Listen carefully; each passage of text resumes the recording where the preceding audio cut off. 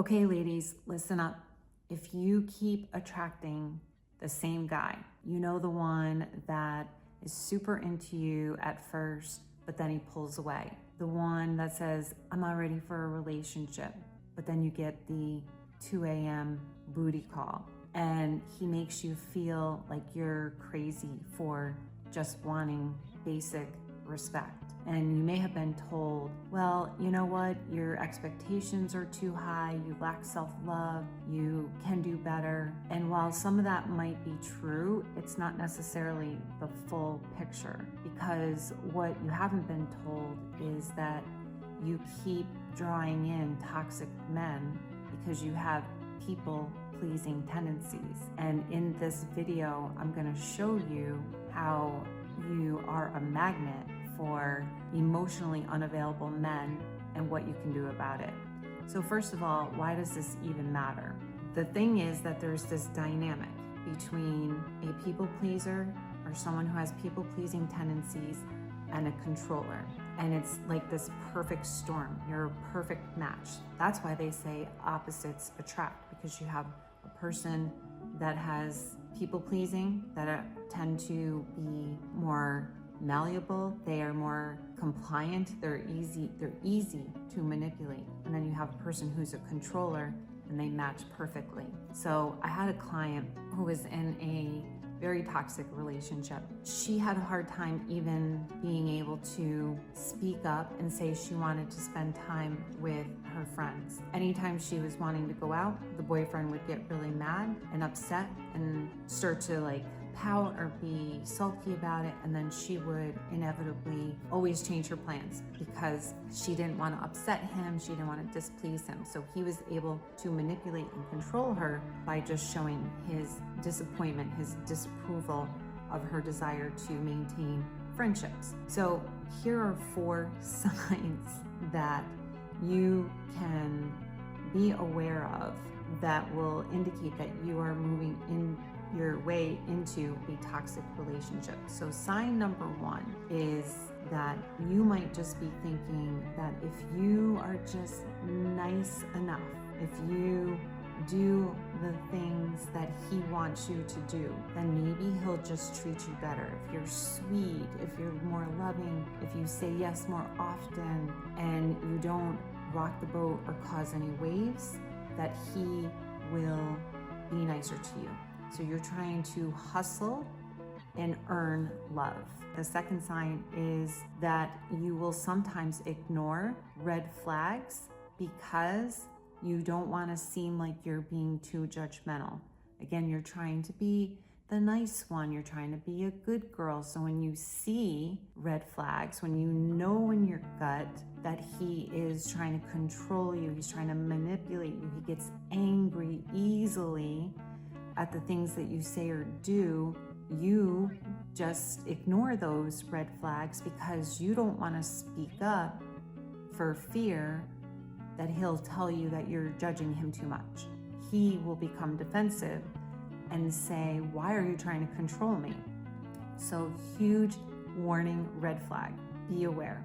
And the thing is that your gut is more often spot on. So try really hard not to ignore that. The third sign is that you try to change yourself to match him.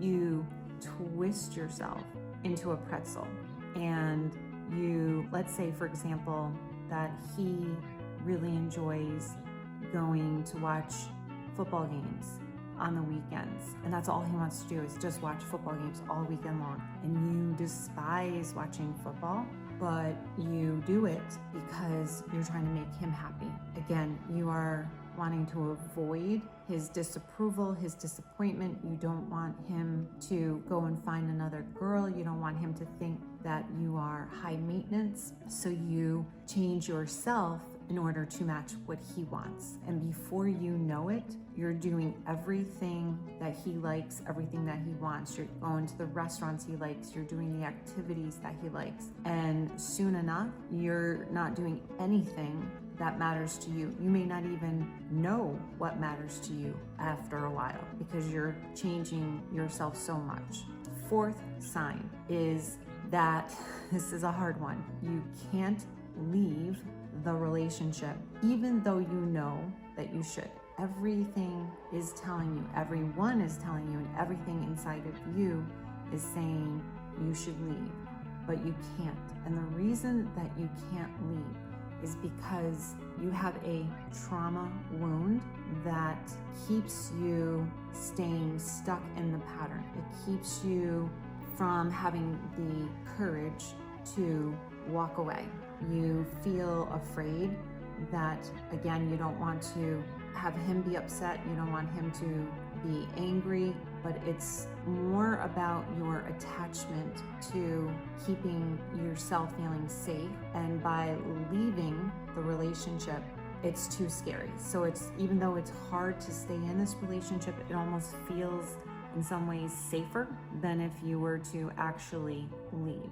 So that is what, in a nutshell, is underpinning the trauma bonding. Okay, so what can you do about it? Those are the 4 signs. The 4 signs are that you think if you're just nicer, that he will then treat you better. Number 2, you ignore the red flags because you don't want to seem like you're being judgy. Number 3, you change yourself to match him. And number 4, you can't leave even though you know you should. Those are the 4 signs. Now, what can you do about this? So the first thing is that I teach all the time is that you have to be able to be aware of these patterns. You have to be aware of your pattern and know that you are playing out people-pleasing tendencies, and you have to know these 4 signs are your patterns. That's the first thing, because you can't change anything unless you are aware of it. The second thing is that you have to take ownership. If you are waiting and expecting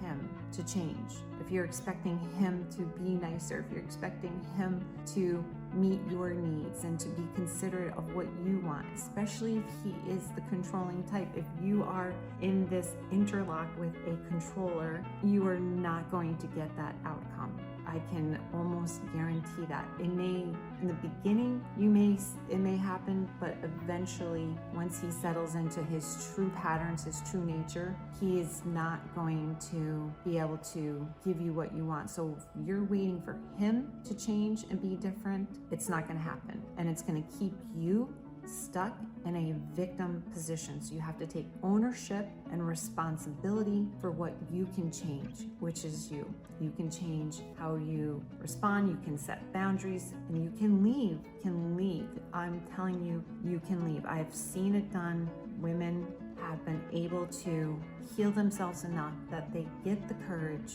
to walk away from a toxic relationship. Okay, so I just said heal. The next thing is having the opportunity. You have to take the opportunity to heal the wound, right? If you have this trauma bond going on, if you have these childhood wounds that are playing out in these relationships, and they are the reason that you are drawing in this controlling toxic man, that you have to heal the wound. The wound from childhood is infected and it's oozing with pus. You have to clean it out.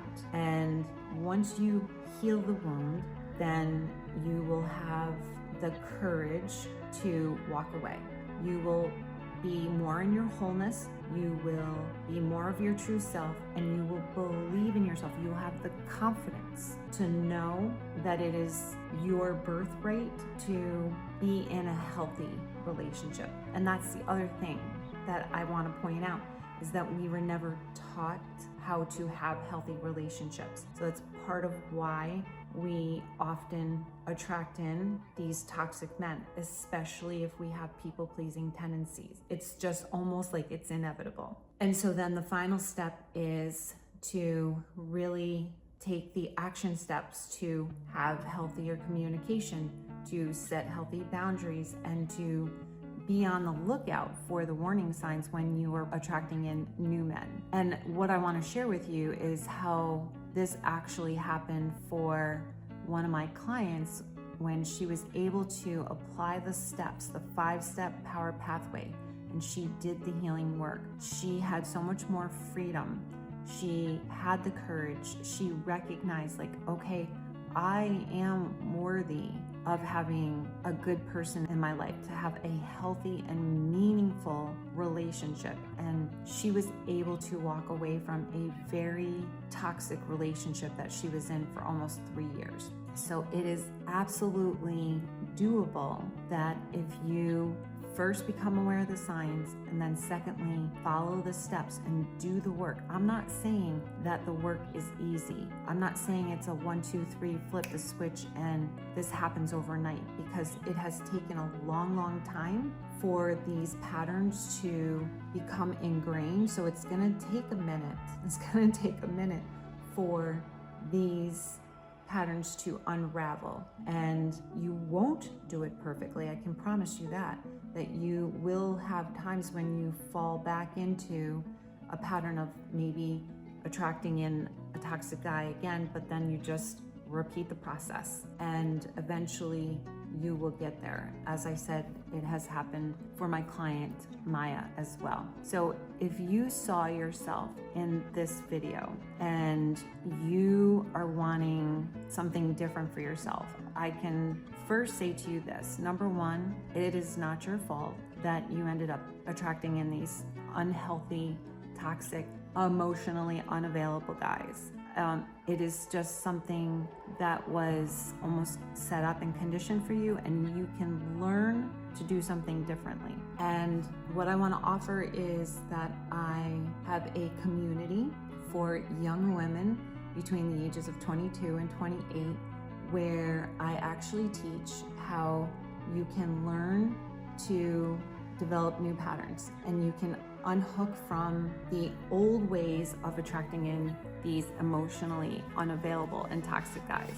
And if you are interested in joining this community for these young women, the community is called Real and Unfiltered. We meet weekly and we talk about the patterns and how they show up. And I support these girls in doing the healing work, owning, recognizing the patterns, and then doing something differently. So if you are interested in this community, then just let me know in the comments and type the word freedom.